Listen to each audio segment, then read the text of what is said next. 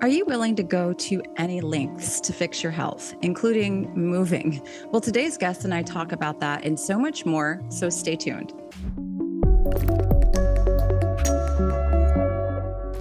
Welcome back to the Sarah Kleiner Wellness YouTube channel, as well as the Evolving Wellness podcast. Today, I have an interview with Nic Tan, who I actually met through the quantum world and have just connected on a lot of different topics over the last few years.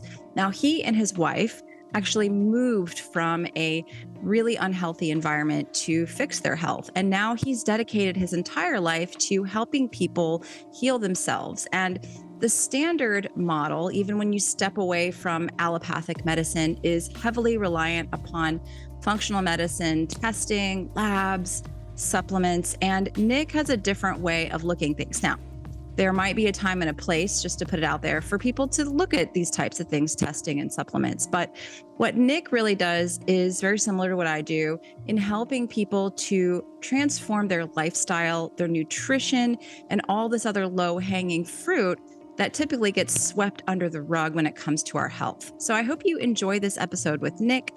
I also want to remind you, I am running a January sale right now, and you can also get 2 free lessons from my 10-day leptin course. If you didn't get the opportunity to take that when it was available, I'm giving out 2 free lessons and you'll get all of my free ebooks. I'm going to put that link in the show notes. And I'm also running a really wonderful New Year's sale. If you're ready to jump into some new health for 2024, take advantage of that New Year's sale, up to 60% off of my most popular bundles.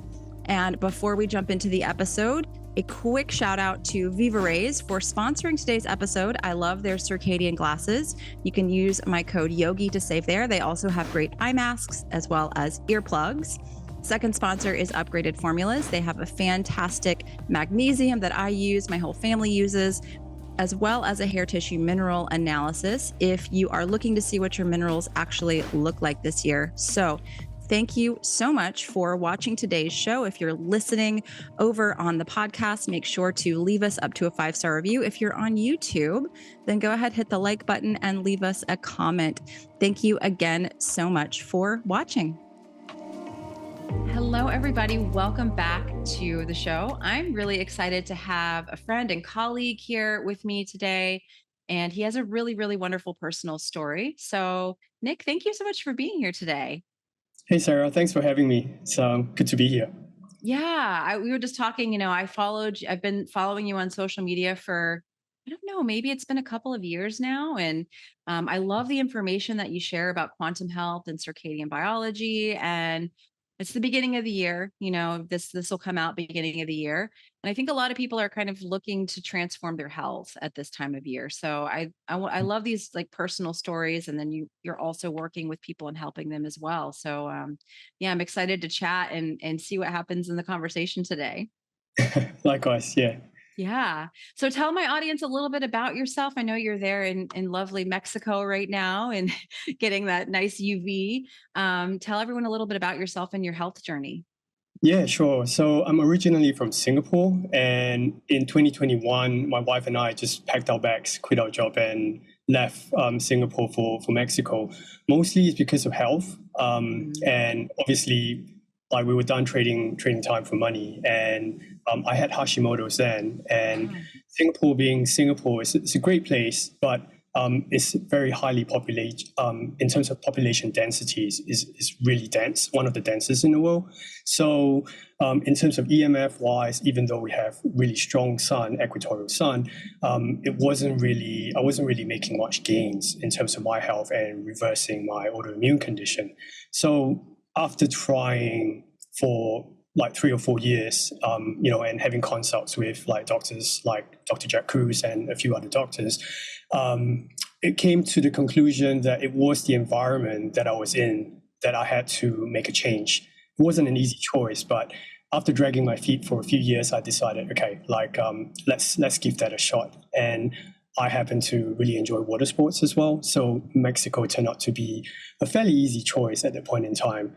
And yeah, like ever since then, it's been 2.5 years now. And yeah, like I felt that we've made a good move, and yeah, there's no turning back, just enjoying life in general.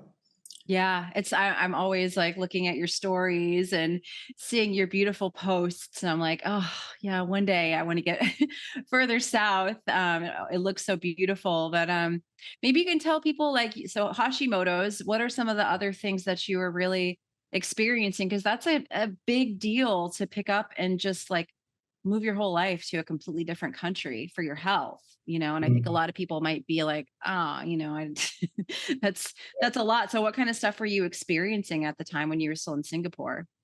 Yeah, the biggest one is probably me being out in the sun like 3 or 4 hours a day Mm. and not doing that for like 12 months, but not seeing my vitamin D levels climb. And it Oh, was I just hear that a lot. constantly, yeah, stuck at 30. Like it wasn't like super low, but I would expect things to be more optimum. And it really concerned me because I was doing everything right, um, and I wasn't seeing any of the gains. And one thing led to another. And eventually I felt that, let's just give it a shot and Yeah. see what happens. And I can always return back home if, it wasn't what I was looking for. Yeah. Yeah. So vitamin D definitely was one of those from a blood work perspective, and the BUN creatine ratio as well. I was doing all kinds of, Dehydration all the time. Yeah. yeah, very much so. So I was doing all kinds of supplementation to Mm. bring the BUN ratio down.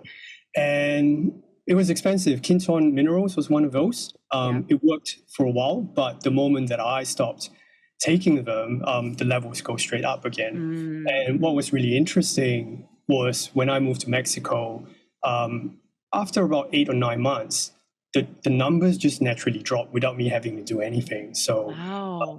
I was really surprised, yeah. But that gave me the conviction to double down on my environment and, obviously fine tuning things along the way. Yeah, I mean, those are the two big issues that I hear with people that live in densely populated areas. And, a lot of them aren't doing the things that you were doing. So you were kind of already trying to live the circadian quantum lifestyle in Singapore. I'm assuming if you're Mhm. consulting with Dr. Cruz and, diving into that information. But even doing that, you still were just the needle was not moving, right? Yeah, I could feel a little bit of difference. I wouldn't say that it was completely useless, but I just hit a plateau. Yeah. And if I wanted to reverse my Hashimoto's, reverse my fatigue and brain fog, then after going down the route of functional medication, Mm. supplementation, and whatnot, and I wasn't making any headway, eventually it would come to a point where if I wish to continue pushing the envelope, then I need to be committed to doing something a little bit more out of the ordinary. Yeah, absolutely. I feel like that's a decision people have to make. And you're married, so how did your wife take in the information? And obviously she's with you still in Mexico now. How was that for her? Because I'm sure both of you had family and jobs and a life that was heavily anchored in Singapore. How did she kind of come along with the whole thing? Yeah, I would say that the first step is always the hardest for Hmm. both of us because Yeah. obviously family, friends is a big component. And then having to kind of like decide which is more important, as well as like things like financial security and quitting our job and really kind of, as Dr. Cruz like to say, jumping off without the parachute. Hmm. It's fairly intimidating. It took us about 8 months of dragging our feet before we decided that okay, like let's give it a shot. Yeah.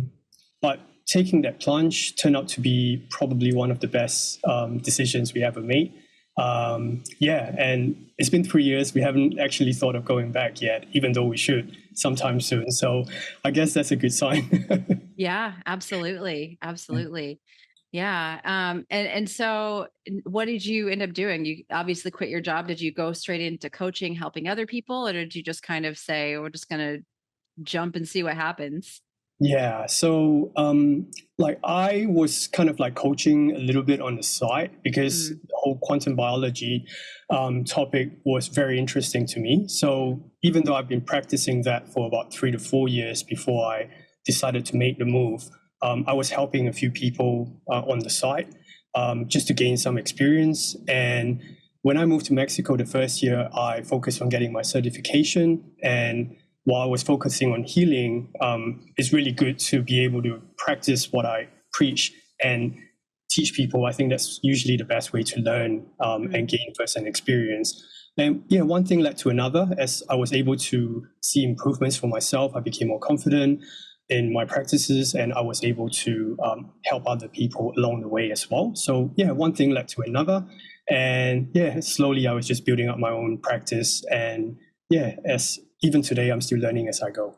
Yeah, absolutely. Yeah, there's always learning to be done for sure. Definitely. And especially when you work with clients. And I'm assuming most of your clients are not where you are in Mexico, are they? Do you work with people over the world?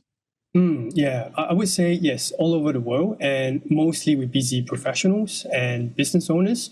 So they haven't really got a lot of time. Right. So obviously trying to get them to prioritize like a healthy morning routine within their busy schedule is always going to be challenging. So having to learn where to meet them where they are without diluting the whole experience and being able to help enhance their health is always a tricky balance. Yeah. So I guess learning how to encourage them to take that step so that they can experience that firsthand benefit themselves, so that they are more motivated to continue doing the healthy practices. That's always challenging, but fun at the same time. Yeah. Yeah, absolutely. And that's a tough one though, working with people who are in the city and they have a busy life. hmm And you kind of moving out of that environment, I guess a tough question is like, how are you able to help them, or are you able to help them see improvements, feel better? What kind of results do you see when people are still in that environment? Yeah. It all depends. Obviously, when they come to me, everyone's different.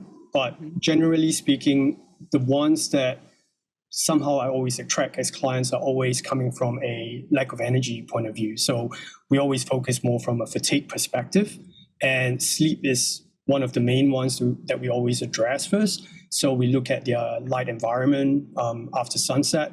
That's always a easy one to help improve just by helping them become aware that blue light after sunset is very confusing for the body clock, and it has the potential to disrupt the sleep quality. So usually that would be the first one, kind of like the low-hanging fruit that we tackle Mhm. first.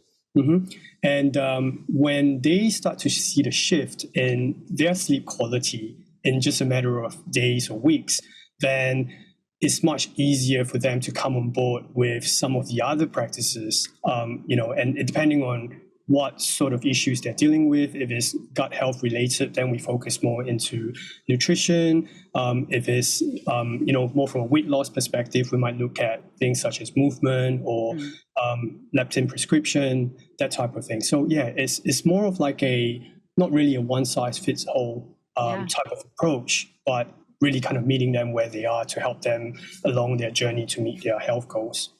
Yeah. Mm. Yeah, I mean, it's interesting because I feel like, yeah, ideally people will move, out of the city and get into a lower non-EVMF environment, higher UV, but most people can't do that, right? Especially busy business owners, professionals, and so yeah, you have to kind of meet them where they are. And how do so you start with the blue light after dark, obviously. Mhm. So anyone listening, make sure you get your blue blockers. That's people have a lot of resistance to wearing blue blockers. So how do you come into that? Like, do people come up against you with that a lot, or Mm. yes, no, and how do you deal with that? Yeah, that's a good question. It depends on individuals. Most Mhm. people, they generally are quite receptive. We always start with the low risk version, Mhm. just like a $40 pair. Yeah, And Spectra what I use, 479, or yeah. yeah, that's right. And typically what I do is just encourage them to wear it like 2 hours before bed as a Mhm. starting point. And like humans are interesting because when we do something and we see the positive effect, it's much easier for them to convince themselves to do more of the things that's going to benefit them. So really it's more of like introducing the right things for them to see the impact that they are going for. So I found that to be useful. And then from there on, if they wish to push the envelope further, then I could encourage them to like wear the glasses a little bit longer before sunset if they wish to. And typically, obviously, aesthetics especially for the single guys out there, like they might feel a little bit more resistant wearing a pair of orange blue blockers going out on the street. And usually what I would do is I would meet them halfway and recommend them to consider the yellow pair instead. Yeah, it's not so, strange, I suppose. Yeah, so there's always kind of like in between steps to take. It doesn't have to be all or nothing. So it's really meeting them where they are. And when they are ready to push the envelope further, I'm always here for them. Absolutely. Yeah. And I feel like most people, when they start wearing blue blockers, they can absolutely feel a difference. I've even had some people say that they have like headaches and they kind of feel disoriented when they first wear them. Do you ever come up against that with people? Yeah, I have. I think that could actually be how the lens is actually designed, because different kind of like curvature may actually distort like how things appear on vision. So I did notice that some of the lenses, the flatter ones, tends to do better than the ones that actually The have curve, the nicer ones. Interesting. Okay. Yeah. I'm always curious to talk to other practitioners about that, because that's something that I'm like, well, it could just be this kind of visceral adjustment to having like all the lights that you're used to dimmed out, blurred out. But the thing about the lenses also makes sense, because the eye is, people don't realize how tied the eye is to the rest of the body, right? Yeah. 100%. Yeah. I mean, it's like the brain on the outside of the body. And you think about how many things the brain does within the body. It's like the nervous system, all of it's connected. And so, something as simple as the blue blockers, I think can be a big shift for some people. Definitely. Yep. 100%. Yes. Yeah. So once you kind of tackle the night routine, how do you help them with the morning routine? Because I find them a lot of resistance around that also, because people are conditioned and they're so busy. And I don't know about you, but for me as a busy person, I didn't go outside in the morning for decades, like why would I do that? Unless I was leaving to go somewhere, I would never really go outside in the morning. So, how do you kind of help people manage that? I would say that obviously the optimum thing is always to watch the sunrise, right? But then, like it's not realistic to expect someone who is new to this type of lifestyle to just wake up like 3-4 hours before their usual routine to catch the sunrise. So it's really more of like a very gradual process. And typically I meet them where they are, and if they're not comfortable watching the sunrise, then are they comfortable opening the windows and let some natural light in? Are they willing to like have a cup of coffee in the balcony or at the yard instead of in a dining table under a blue lit environment? So there's plenty of little things that we can do just to introduce more natural light into the living environment. So typically that way seems to have helped a little bit, but obviously nothing beats having full interaction or full contact with natural sunlight on the eyes and the skin. So that's always the first objective that I try to encourage them to move towards. And typically at my discovery call, I would typically do my best to find out if the client is willing to at least bare minimum try some of these things. If they're not willing to do so, then maybe I wouldn't be able to help them. And if that's the case, then they might be better off finding someone who is more aligned with their lifestyle. So it's one of the criteria that I do check at the discovery call, just to make sure that we're not wasting each other's time. Yeah, I think that's important, because there's a lot of people that think that the things that we talk about are just too simple to be true. And I think that they want like a complicated supplement protocol or, an intense routine. And when we kind of tell them, this is what we want you to do, some people kind of balk at that. Do you see that? Yeah, very much so. Yeah. Like obviously, there's always middle ground. Like I wouldn't say that I'm completely against supplementation, but it's never the end goal. like my goal is always to get clients to improve to a point where they can do without supplements. But in a short-term perspective, if certain tools are going to be helpful for them, in order for them to gain trust in the process, I'm not against that completely. So it's a very like, how should I say, it's a very personalized process to get my clients to where they want to be. Yeah, absolutely. Yeah, I think that's important because people are, they look at a protocol and they kind of balk at it, they freak out a little bit. So you really do have to help people find the way to it. And what do you feel about nutrition for people? It's the same thing, like more individualized, or do you have like certain kind of tenets that you follow?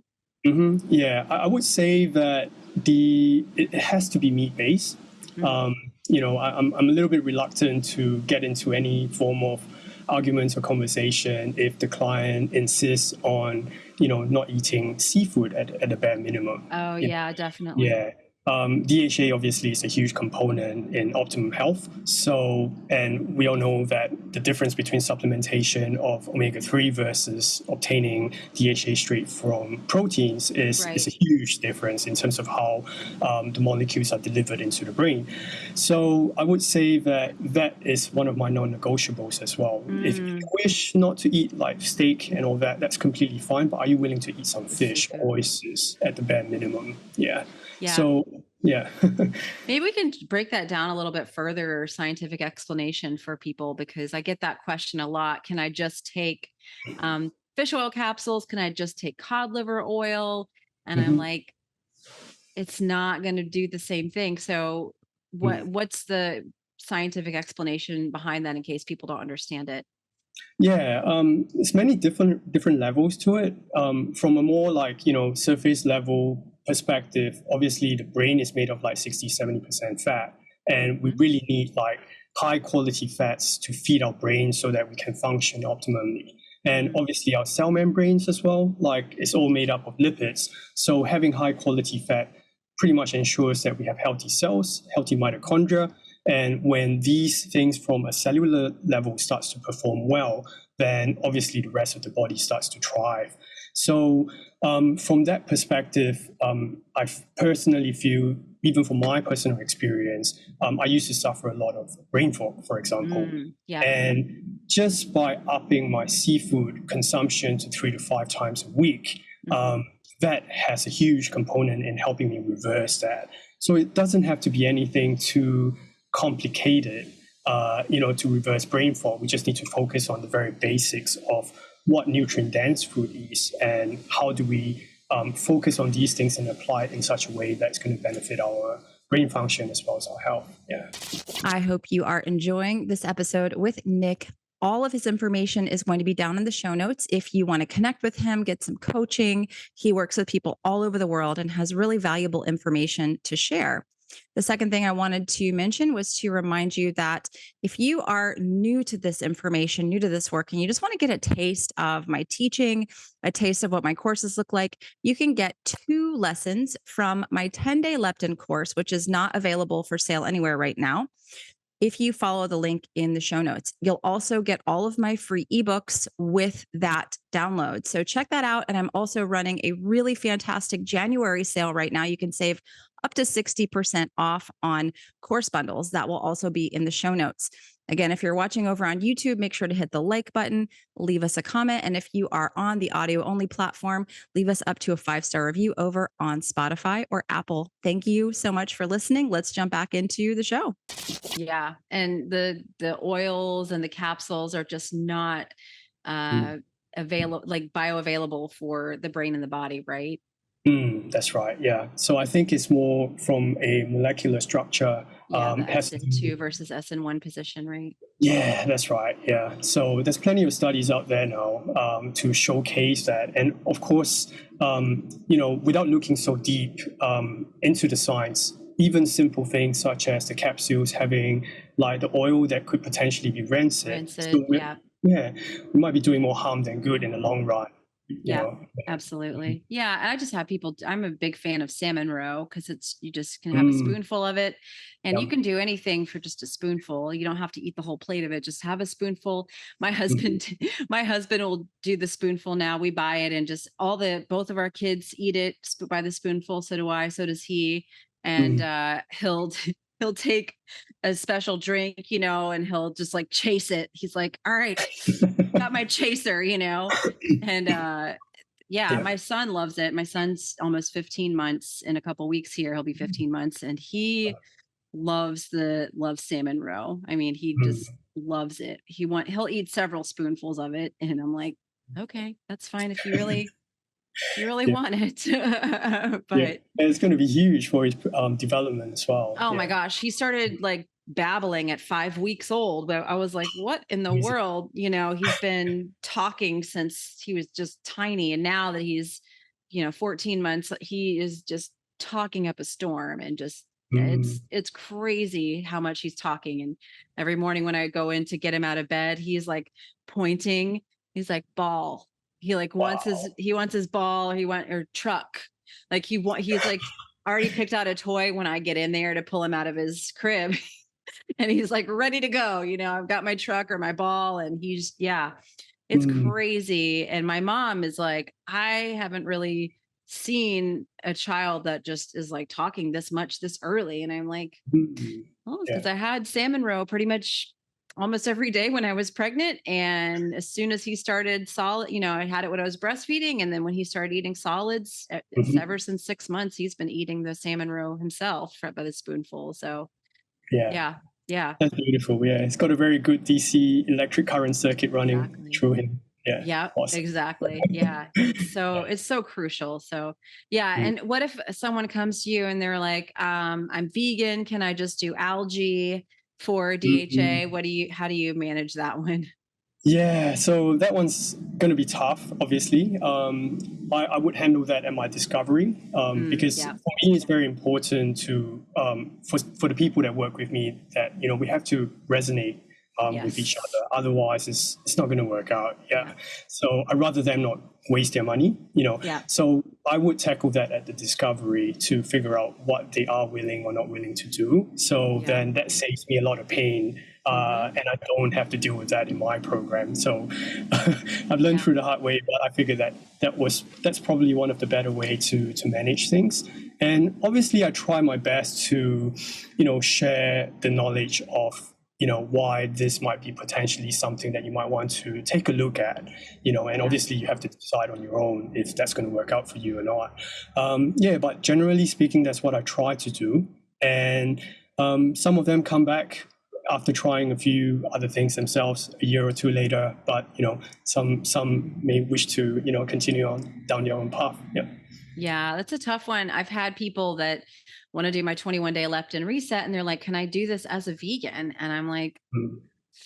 well, I mean, a lot of the program is lifestyle, but there is the nutrition component, and having bioavailable protein is really important because it's the building Mm. block for your body and your brain. And Yeah. you can try it. I'm not going to tell you that all the lifestyle things won't help you have an improvement, because they absolutely will give you a big improvement from implementing all these lifestyle things. But if you get to a certain point where it's not working, then that's going to be my next thing to tell you to do, is Mm. to start eating animal protein. Mm. And I have had people try that and they get to feeling better, but they're stuck at a certain point. And I'm like, Mm. yeah, it's a tough place, because I did veganism for a couple of years. I was very convicted about it, and it was hard to get me to switch over to animal protein. Mm. But I did. I never looked back, obviously. But yeah, it can be a tough choice for people. But I love that you do this discovery call and make sure that people are kind of resonating with you and the information that you're giving them. Mm. Yeah, Yeah, definitely. Yep. And how do you find, like, was it easier? Is seafood an easier sell, do you yeah, find, I versus do. obviously like, more Yeah, of like a meat base? So I found that yeah. to be a fairly good starting point. Yeah. As a point of negotiation. Yeah. I have some really lovely people in my private membership group who live in India, and they're Indian and, vegetarian for spiritual reasons. Mm-hmm. But I said, can you eat the fish eggs and can you eat eggs? Are Mm. those two things that you can bring in? And they say, yes, we can do that. And so they're doing those things and they're having great results. Awesome. So yeah, I do. I still would prefer people to eat animal protein, eat animal protein, eat meat. Lamb is fabulous. I feed my son a ton of lamb. He loves lamb. Yeah. It's Very rich in CoQ10. Right. It's excellent. Mhm. It's one of the best meats that you can eat. But yeah, I have seen people still have good results just with eggs and the fish eggs. They won't even fully go to like eating slabs of salmon, but they'll eat the little eggs. I'm like, okay, well, we can start somewhere. Yeah, absolutely. Yeah. 100%. Still a win. Yeah, absolutely. Mm. And how do you combat the people that live in the high non-native EMF environments? Because as you mentioned, you were doing a lot of this stuff and you just weren't seeing vitamin D levels go up. And I think that can be an indicator for people that there's some sort of a big stressor, and the bun creatinine ratio, also the dehydration, which I think those are really linked with vitamin D. Do you think those two things are really linked together? Very much so. Yeah, it's a clear sign of dehydration, and the the point when it comes to that, and how my clients usually by the time that they become more cognizant about EMF, then they would be a lot more receptive to what I have to share. So that's usually more in terms of my advanced coaching program. And typically what I like to do, without expecting them to, move away from the city, we need to figure out something more practical. And typically what I like to do is to equip them with the necessary skill sets so that they have the life skill to bring along with them anywhere they go, whether that be traveling in a hotel room or moving homes and whatnot. They have the ability to do the necessary investigation as well as mitigation. And typically what we focus on is the bedroom, because essentially that's where we spend 1/3 of our lives. And that's the time where the body focus on more regeneration, healing, and autophagy, right? So how I would typically approach this is to focus on the bedroom, and they would do out the measurements themselves, and we would obviously go through them and figure out what are the potential problems that they're dealing with. And we typically would focus more on shielding. So if it's a wireless related radiation problem, then we would focus on what are some of the mitigation strategies that we can look into to help lower the fields down. That's usually one of the main ones, that, especially if you live in a big city. And then the other thing would be more from a AC electric power point of view. But that one's typically very easy and is as low cost as just turning off the circuit breaker before you go to bed at night. And that can reduce the fuels down by 80-90%. So, and it's a low hanging fruit. Yeah. So yeah, those would be some of the basic recommendations that I would look into. And typically that would be followed by, after we focus on the bedroom, which is 1/3 of our lives, then the next component would be more on our desktop. That's where we spend another 1/3 of our life, on our laptops and whatnot. So we look into things like, how do we address the wireless radiation? Could we introduce a Ethernet cable? Versus keeping the Wi-Fi and Bluetooth on all the time. And Bluetooth is a sneaky one. That's when I had an EMF guy come to my house, and my computer was just woo, and it was hardwired and it was unplugged, and I'm like, what? And he's like, oh, your Bluetooth's on. And so that's a sneaky one. I think people need to look out for. Yeah, very much so. Yeah. Even your sorry, mouse. I interrupted. No, not at all. Yeah. Even what now? Your mouse. Your mouse. Oh, yeah. So it's not very difficult to mitigate once you understand what needs to be done. And then most of the time, what I recommend is just buying like a good semi-pro meter, so that they can be more of like your an indication of the readings in your environment. And if it's coming from your laptop or your phone, then it's going to be as easy as just turning things off, and you don't have to focus on spending thousands of dollars mitigating stuff. It doesn't have to be that complex, but it all begins with having a meter to understand the situation. I love that. So really having people look at where they're spending a lot of time, and a lot of people are on their laptop or their computer and saying, all right, can we hardwire this? Can we turn off the Bluetooth? And then maybe put something like Iris software on the computer so you're not getting this huge blast of blue light, right? Yep. Very much. That's very, very important. Yeah. And then outdoor working space. I know not everyone can do that. I open my window because I'm up in the bedroom. If I'm not able to work on the patio because it's too noisy, I will open the window, and I've got a fire burning behind me to get some infrared.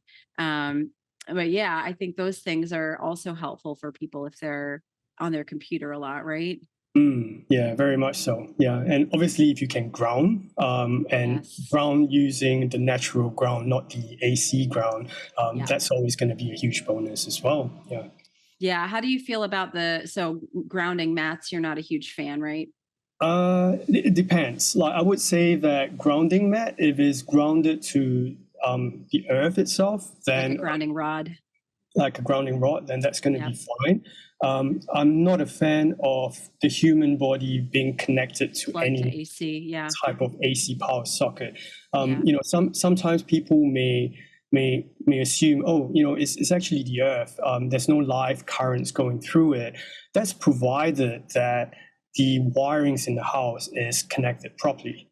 And I had a few situations, with clients around the world where when they measure their environment, they started to notice, oh my God, dirty that's like electricity, dirty electricity, or even like electric fields coming from the earth. And we had to do some detective work, obviously, but it goes to show that human errors, it can't be helped because it's not something we can see or feel with our five senses. So the only way is just to detect it and then addressing the problem. Yeah. And I think you even have to be careful with the grounding tools as well, even if they're with the grounding rod. I had Dr. Sarah Pugh was staying with me for about 5 or 6 weeks, and she was sleeping in my downstairs, ground floor office area. I kind of let her have that as a bedroom, and she actually opened up the window and stuck a rod in the ground and put grounding sheets on the bed down there. And she said she felt worse. She tried it for a few nights and it really messed up her sleep, and she felt worse from doing that.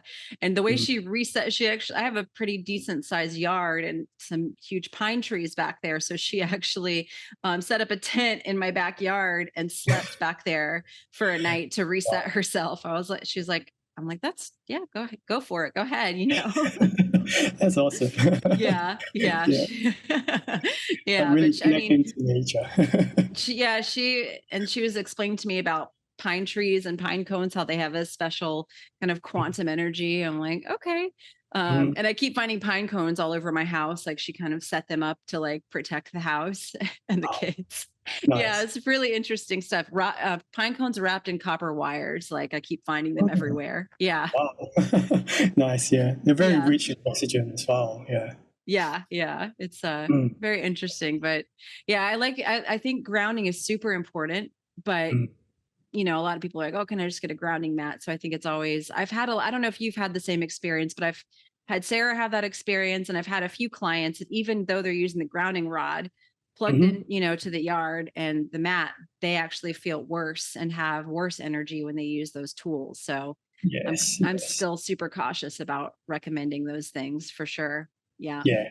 100%. Yeah. Because, EMF is a complex topic, and sometimes electric field tends to go in the path of the least resistance.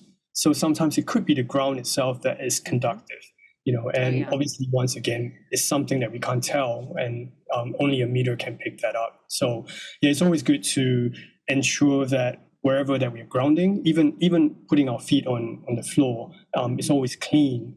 so that we are not absorbing the man-made AC electrons. Yeah. Yeah, absolutely. Mm. Absolutely. And do you do cold therapy with your clients? Do you recommend that to everyone or certain people, or how do you approach that with people? Yeah, that's a good question. It would be a case by case basis, and obviously latitude and Mm. their mitochondrial haplotype would all come into the mix as well. Mm. But generally speaking, I always tell my clients who live outside of the tropics, during winter, you don't have to do anything too crazy if you don't want to. Like Yeah. cold thermogenesis could be something as simple as wearing one less layer during the day. Yeah. Just allow your body to shiver a little bit so that it kind of jumpstart the mitochondrial function to warm up the body. So it could be something as I guess boring as that. You don't have to jump into an ice bath if you don't want to. Yeah. And yeah, it could be something as simple as that. And then obviously I have some of the guys who are more focused, like more performance based, and they just want to continuously pushing the envelope, Yeah. and those would be the ones where we would look into like more of like a safe and controlled manner into doing CT Hmm. based on obviously their health as well as their environment. Yeah, absolutely. I think Mm. that's so important. And it's again case by case basis. And obviously the haplotype. How do you help people determine their haplotype? Do you have them do like the DNA testing, or that's been a big topic in my private membership group. So maybe we can dive into that a little bit. Sure. I try to keep it simple.